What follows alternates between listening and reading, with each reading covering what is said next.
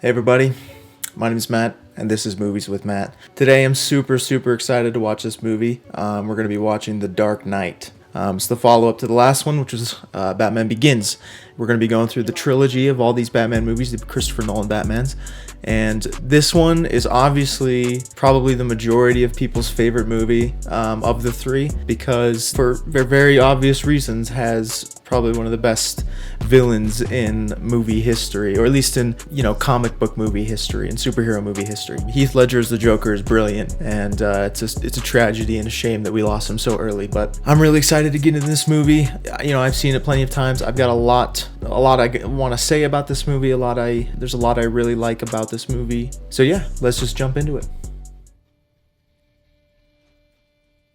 This movie has such a great opener, especially with the flames creating of the bat signal and straight into the action, which I love. It's really unfortunate I couldn't get the full, super nice 4K version, because something about that version of this movie is that they incorporate the use of the aspect ratio, which is something that a lot of people don't even realize, is that through a lot of these shots throughout this movie, they use the full aspect ratio, because I believe this was shot in IMAX. And so, normally they'll have half of the shots with the full screen, and then the rest of the shots like this, just with a normal 2:35:1 aspect ratio. So that's something I really like about this movie, but fortunately I don't have that version, so we're just gonna have to deal with this. That's funny, it didn't dial out to 911. It was trying to reach a private number. Is it a problem? No, I'm done here. It didn't reach out to a private number, I believe, because these banks are in the the pocket of the mob. I like how they got Alex Mahone from Prison Break to be in this. He's like a super big name actor, but he's really just a side character in this, only in the intro. No. I killed the bus driver. What bus driver? I can't even express my love for this film. It's definitely one of this is probably the best superhero film of all time. What happened to the rest of the guys? That's just a great, visual expression of how the Joker just kind of doesn't care for other people's at all. He truly is just a sociopath. Whatever doesn't kill you simply makes you a stranger. That's such a great way to introduce the Joker. Such an intense moment.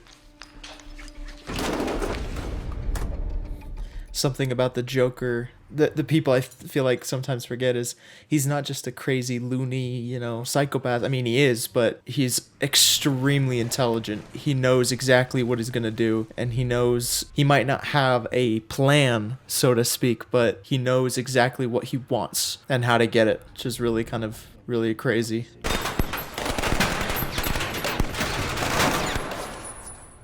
These guys think a couple of bullets are gonna do anything to the Batmobile. Nah.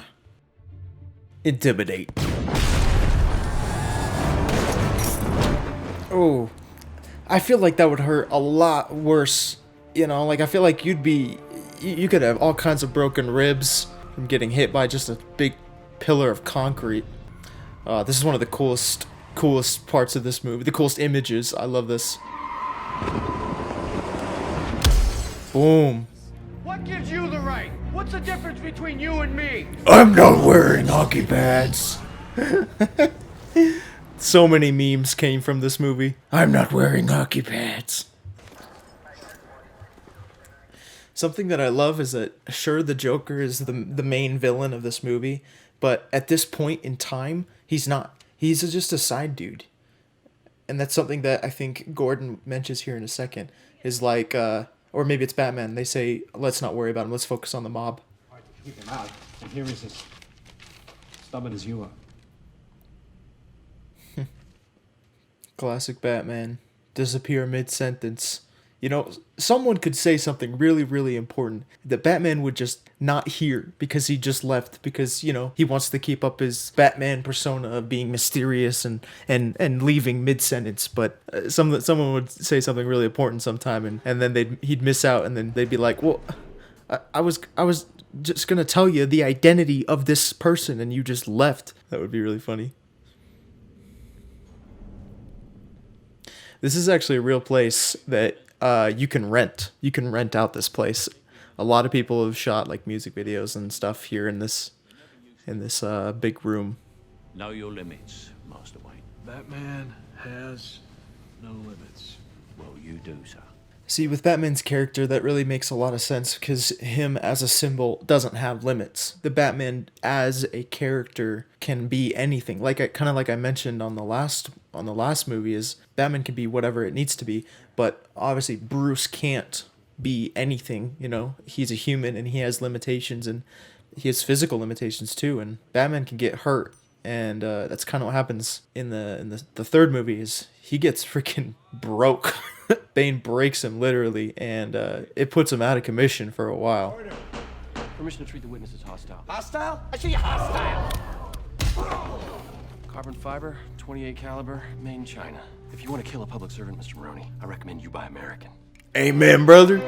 Amen, brother. The homeland. We only buy American made firearms right here. How would they even let him have a gun? Like, don't they like search you? I mean, I don't know. I've never been to court, so that's not true. I once had a speeding ticket. It's fine. Don't worry about it. But yeah, how would they let him have have a gun in court? And that makes no sense. I don't get political points for being an idealist. I have to do the best I can with what I have. That's true. I think that's really important for, like, you know, everyone in the world. It's a great just kind of message to do the best that we can with what we have. A lot of people have a lot and a lot of people don't have a lot. But the best way to be happy is to do the best that we can and live the best that we can with what we have. And, you know, we can always try to improve and stuff. But yeah, it's a good message. I speak for the rest of the board and Mr. Wayne in expressing our own excitement. It's what you get for being in the Batman.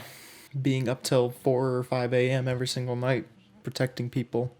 It ruins your actual self, puts you into a state where you can only be one or the other. You can't really do both. You can't be Bruce Wayne and the Batman. You kind of have to make a choice as to who to focus on. Because if you focus on Batman, obviously you'll end up kind of like how Bruce is now, tired and not engaged and aware of a lot of the company things, even though he's the primary owner. Okay, fine. You either die a hero or you live long enough to see yourself become the villain. It's so ironic. It's ironic, but obviously it's intended that he's the one that says that. He's the one that makes the statement that you can either die a hero or live long enough to see you become the villain. And obviously that's exactly what happens to him. Is he could have died a hero. He could have been Gotham's, you know, white light, because that's kind of what they make him out to be at the end. Obviously they withhold the information that he becomes Two-Face and he tries to kill Commissioner Gordon's family, but they leave that out so that he can be the symbol instead of Batman. Now this scene is the inciting incident of the movie. A lot of people think it's the opening scene, but this is the first scene that really kind of actually starts the plot, because up to this point the Joker isn't really a priority in the story. He's more of a side character, but this scene is the scene where he's introduced, and he kind of shows up the mob, and he's just like, nah man, I'm here, and I'm here to do business. Maybe slam a head into a pencil, who knows. I thought my jokes were bad. I'm gonna make this pencil disappear. The stuntman that did that got his head slammed, Heath Ledger actually knocked him out. And they did like 8 takes where he slams his head, and he really does slam his head into the table. He got knocked out on a couple takes, I think. Let's not blow this out of proportion. You think you could steal from us and just walk away? Yeah. I'm putting the word out. Here's my card. Another thing that makes the Joker so kind of scary and intimidating as a character, he has no fear. Nothing scares him. Nothing intimidates him at all. Not even the mob. Batman, you know, any bad thing, nothing scares the Joker, and that's kind of what makes him so terrifying. Also, the fact that he really has nothing to lose. You know, there's nothing that anyone like Batman or any of these guys can do to really kind of gain the upper hand, because he has nothing to lose. So that means he's the most dangerous. I had R&D work it up. Sends out a high-frequency pulse. Sonar. Just like Submarine. Submarine, Mr. Wayne. Like a Exactly. I don't know if this is just an editing error or maybe it's just me, but doesn't he jump from this building and land on this building? Or he lands on a building that looks just like it. Like that little building down there, obviously it's a different building, but it looks the exact same. Like it has like little like spires on the side of the little spikes.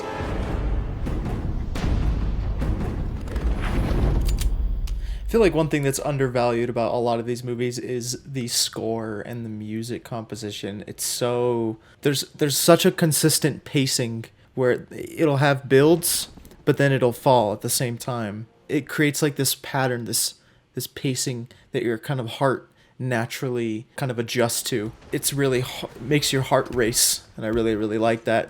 It makes you feel like you're a part of the action.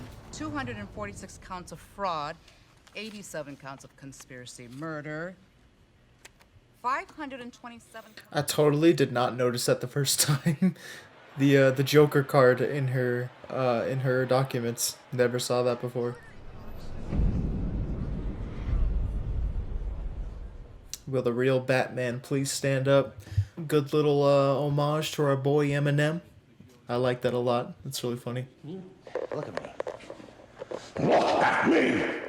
How crazy Batman's made Gotham. You want order in Gotham. Can you imagine if the Joker started a vlog channel? He comes on, he's just like, welcome back to my channel.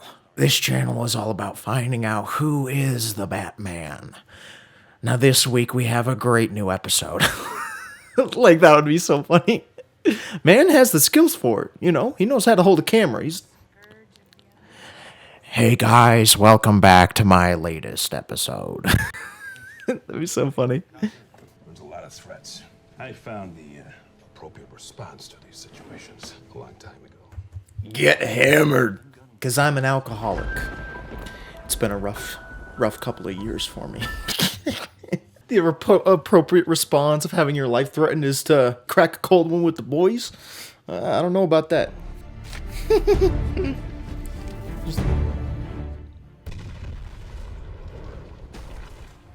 I didn't see anything. It said up. Maybe I missed it. We are tonight's entertainment. I just thought about this.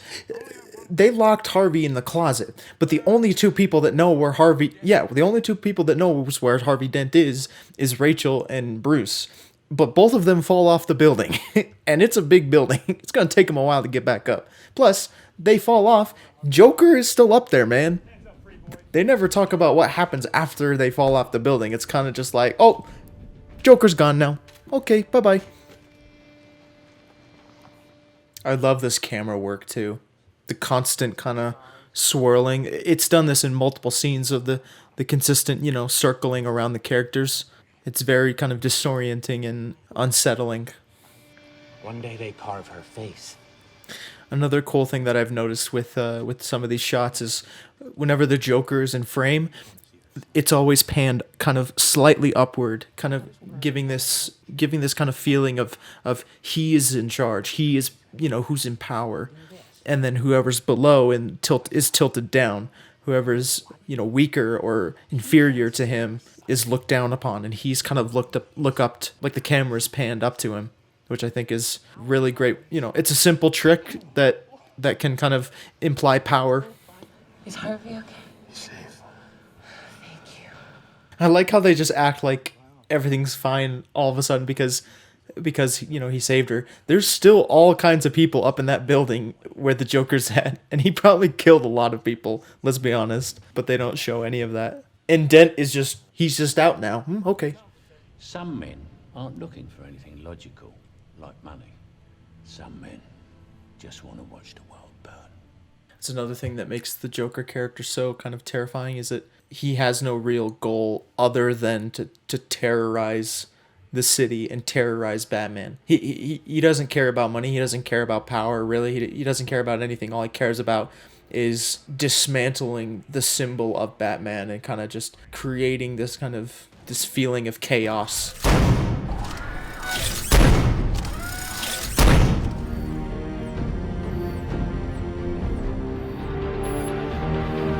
I do for you? That's such a cool, interesting concept to think of. I wonder if in any way that's like possible to reconstruct someone's fingerprints based off of a shattered bullet. Not from the bullet itself, but from the impact of where the bullet hit, I guess. I think that would be so cool if we could do that nowadays. I wonder if we could. Probably could. Knowing technology, who knows? You think that your client, one of the wealthiest, most powerful men in the world, is secretly a vigilante, and your plan is to blackmail this person? Good luck. That's called use your brain. That's called think. It's called think. Be smart. You gotta use that big brain of yours. Otherwise you'd be dumb like this guy. He's pretty stupid.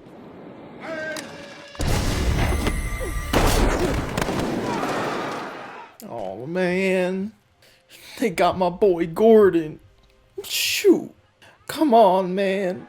Not Gordon. He's my favorite character, bro. No.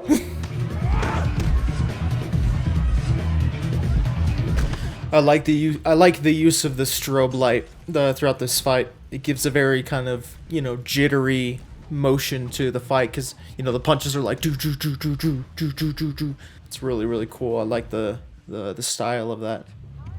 Foe wouldn't kill me. I'm counting on it. I love his scream. Someone knows where he is. I just noticed Batman has a lisp. Where is friends? Friends. Batman has a lisp. I can't unhear it. I don't know anything. I don't. You'd leave a man's life to chance. It's interesting how Harvey uses a coin. He leaves things up to fate. To me, it seems more just like a diversion tactic, so he doesn't have to face his actions, Because if he flips a coin and lands on heads, and heads is the choice to kill the person, then that to his, in his perspective, it's not his decision. It's fate's decision. It's honestly, it's just a diversion tactic so that he doesn't have to take responsibility for his actions. Bruce, don't make me your one hope for a normal life. Something, about the thing where she would be with him if Gotham no longer needs Batman, then she would be with him. It's ironic because it's less so about Gotham needing Batman, it's more so Bruce needing Batman. At this point, Bruce really is Batman, and what's ironic about them not being able to be together. Obviously she dies in the end, but she would never be with him anyways because he is Batman, and he can't leave Batman behind because Batman is him. Like I said before, you can either be full Batman or full Bruce. Batman will always be a part of Bruce, and vice versa. Bruce is always a part of Batman, and so he can never really leave behind Batman. He'll always be a part of him. It's just one more reason why they don't end up being together, and why they can't be together. So be it. Take the Batman into custody. I am the Batman. Man, that's such a good kind of twist that Harvey puts himself and claims he is the Batman, which obviously he's not, but he takes the fall so that the real Batman can take him on. It's admirable, it really is. That's a sacrifice he's making. He's not being a hero. He's being something more. Exactly, and that's what Batman is all about. Is Batman is not just a hero. He's a symbol. He's an image. He's an idea, less so than an actual, person or a thing, which is what makes Batman so powerful, is that the image or the person or the persona or the character of Batman can be whatever it needs to be. If that's a hero or if that's a vigilante who needs to be arrested, he can be whatever. And I think it's admirable that Harvey stepped up and took the responsibility to be arrested as the Batman. I love how they cut the sound for that for a couple seconds, just to kind of lift you up almost out of your seat, almost like you're floating above the scene and you're kind of seeing it from above.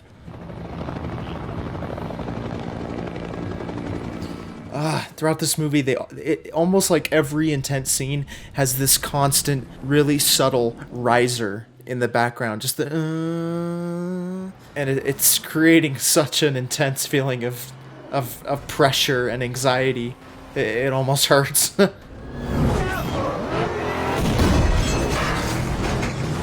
Yeah, the dude that was driving that, he's dead. Full on dead. Like, probably decapitated.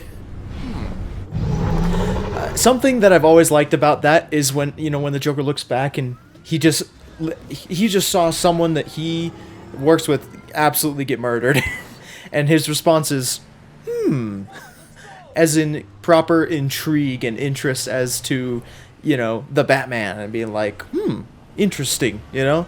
It's a good little piece that adds to his character, and I like that. Oh, this is an iconic scene, primarily for the fact that this was the first time in history that a productions company had ever flipped an entire semi on camera. This has never been done before until this movie. He missed!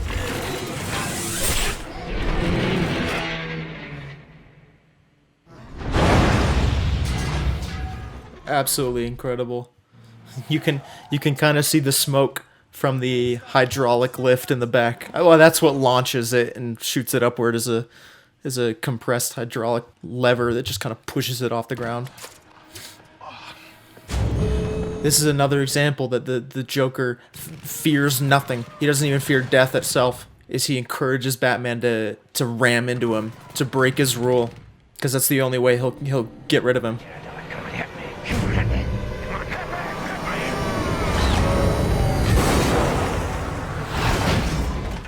Batman's one rule, the fact that he won't kill anyone, is also his biggest weakness, and the Joker knows exactly how to play into that weakness. Never start with the head. You can't feel the neck. See? Like I said, man, the Joker's extremely intelligent. He knows exactly what's gonna happen, and he knows exactly how to let things play out. There's a thing he says later in the movie, that there's order and chaos, and it's so true, especially with him as a character. Is he's so chaotic that there's almost an order to it. There's almost a straightforwardness to it, where looking at it, you know, in the moment you're like, this is crazy. Everything that's going on is crazy. But then big picture, it all makes sense. Here comes a continuity error. Hand is around the arm. His hand is here, like this, and then it was like this, and now it's back here, and now it's back here. I'm gonna tell you where they are. Both of them. And that's the point. You'll have to choose. He's at 250 52nd Street, and she's on Avenue X. This is such an important dilemma, because if you think about it, Rachel is obviously Bruce's love interest, but Harvey is the idealistic DA. You know, he's the White Knight. He's the physical and the visual symbol of peace and the visual symbol of hope. Even though Batman is the, you know, idea, he is the face, whereas she is just his love interest. And this is really, really what shows that Batman cares more about the person he loves that's close to him than he does for the future of the city. And it's kind of sad that he wants to save her over Dent, because saving Dent could mean saving the entire city. But to him, Rachel's more important. And that's kind of a flaw that I've noticed in Batman's character, is that objectively the right choice would probably be to save Harvey. And I mean, he does. I mean, he's obviously too late to save him, and that obviously doesn't work out the way that it should, but the concept of, if you were presented with a choice between something that can save the future or something that means a lot to you, the fact that he chooses the thing that means the most, that means a lot to him, and not save the thing that could be saving the future of the city, is kind of telling. Just talk me through what's going on with you. Some symbolism that I've just kind of noticed is the concept of a black and white choice, or a black and white dilemma. You know, Harvey is obviously all about the 50-50, placing fate and the lives of others into, you know, fate of a coin. Harvey's face gets burnt into burned from one half, creating a two-face. The Joker relies on chaos instead of order. Batman is faced with a dilemma between Rachel and Harvey. And I've noticed that throughout this movie that there's a lot of this or that instead of a lot of gray area. It's more so black and white. Is that a phone? Another example that the Joker knows exactly what he's doing. He's planned it out, you know, even though it's everything that's happening is so chaotic, everything is precise and very specific, and he knows what's going to happen piece by piece.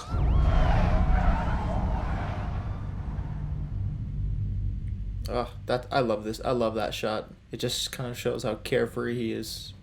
Just doesn't care about anything. When I told you that if Gotham no longer needed Batman, we could be together, I meant it.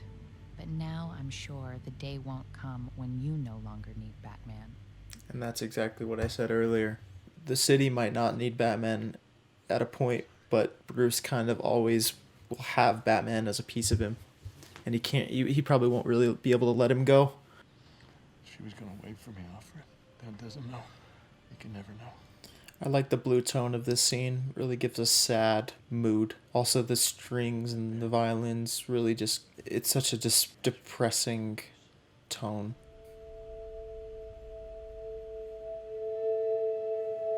He's a credible source, an eminently... Ooh, I loved how they cut the sound out of that. They showed us just the visual representation of his pain and not the audio of him being in pain and him screaming from one, tearing off the thing off of his face, but two, losing the person that he loved. It's heartbreaking. I'm only burning my half. This town deserves a better class of criminal. It's not about money. It's about sending a message. Everything burns.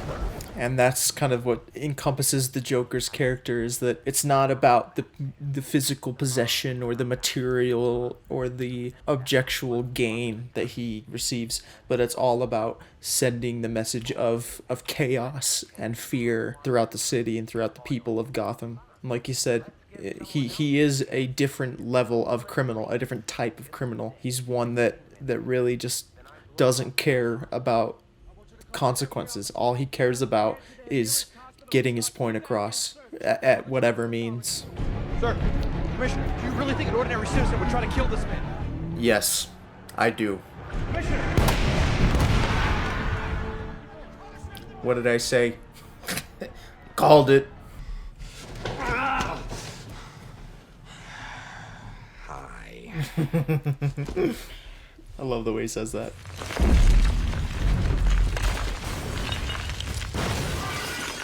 His reaction is improvised here, which I thought was so good on him.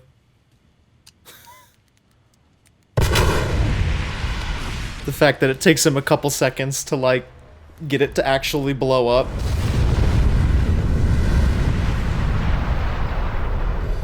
That looks like a real explosion. I can't tell if it's real or if it's just really good CG explosion, but I think it was a real explosion. It might be a miniature, but I'm not sure.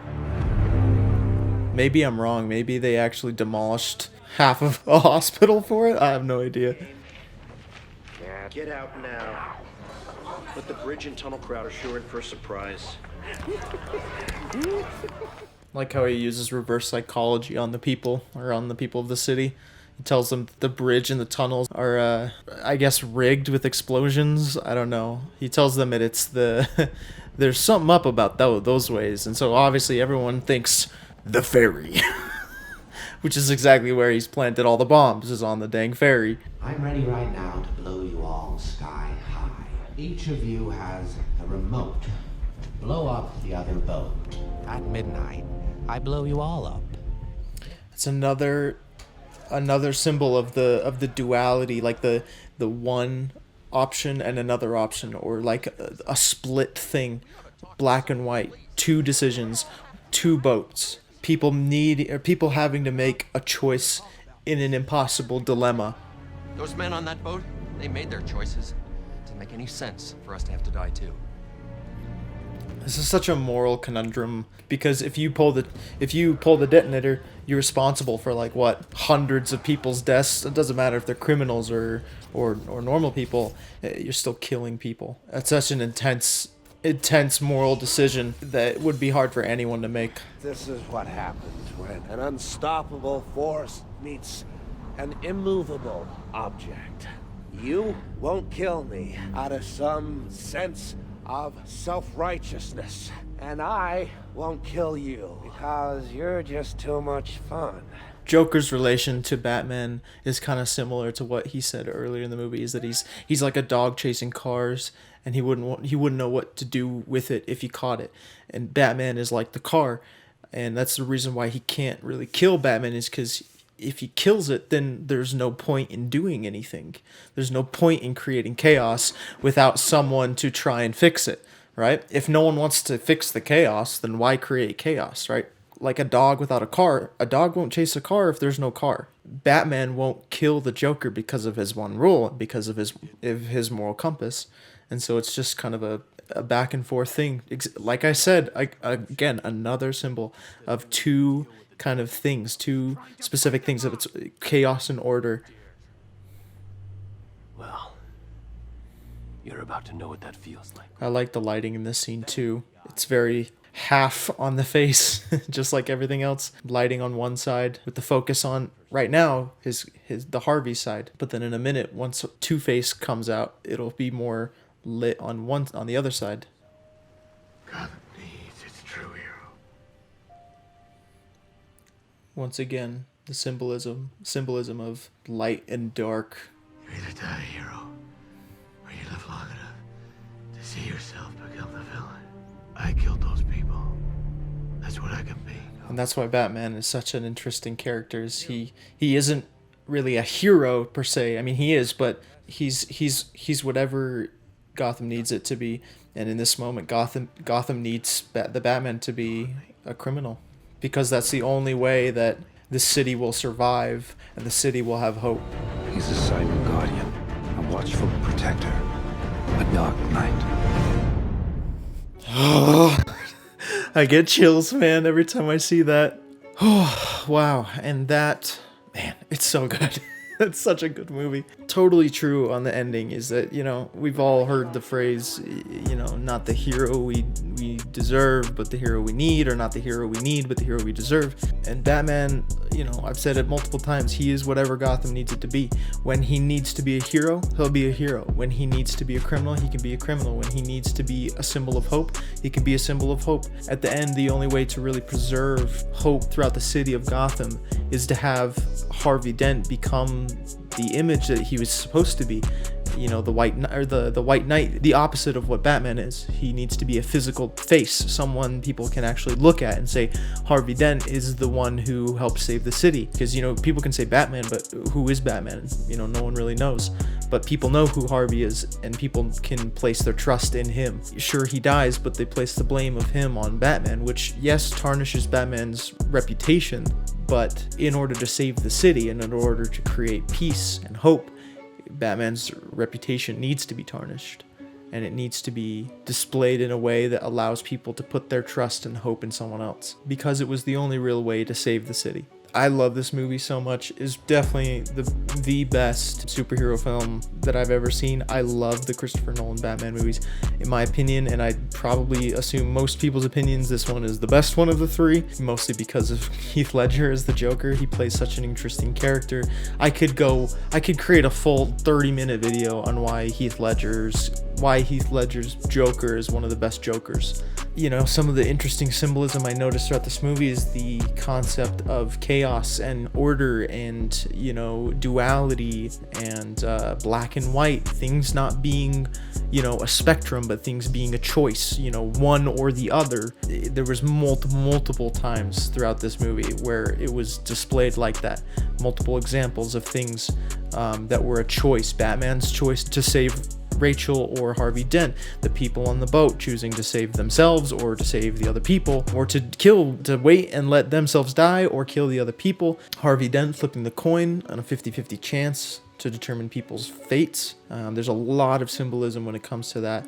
The mood of this movie is a very deep, like a grayish blue, and it creates a feeling of monotone, very, not very vibrant color palette and color, correction of the color correcting of this film is quite beautiful. There's a lot of light tones, but then also a lot of dark tones. But a lot of things that are lit, the lighting is a very singular lighting scheme, or it's a very singular lighting kind of direction. There was plenty of scenes where the primary light is on one side of the face, leaving the other side a lot darker, adding to the symbolism of the 50-50 or of the duality of man. And yeah, this movie is truly, truly one of the best movies, one of the best superhero movies of all time. I love this movie. I think it's definitely on my top 10 movies of all time. Just personally, I love it. I love Christopher Nolan as the director. I think Christian Bale is definitely an incredible actor. He really makes Batman and the character of Batman kind of come together, and he really sells it, and I really like him as Batman. I love everyone as the characters that they play. They hold a special place in my heart. I love them to death. This movie gets a solid 10 Batarangs out of 10. I think that's a good rating because this movie is dang near perfect. Maybe 9.9 Batarangs out of 10. I don't know. It's so close it doesn't even matter. It's so good. That's it. That's all that matters. It's good. It's a good movie. I love it. Definitely one of the best. I'm super excited to watch the last one. Thank you guys for watching this video. If you have any more recommendations of other movies I should watch in the future, let me know down in the comments. If you want me to continue making these videos, go ahead, drop a like, maybe hit the subscribe button. It doesn't matter to me, honestly. These are fun to make. I'm gonna make these whether or not you do anything. So if you just like watching, that's great. But if you really do enjoy this kind of content, definitely consider leaving a like, a comment, or subscribing. This was a fun one. I really enjoyed it. Yeah, we'll see you in the next one. Peace.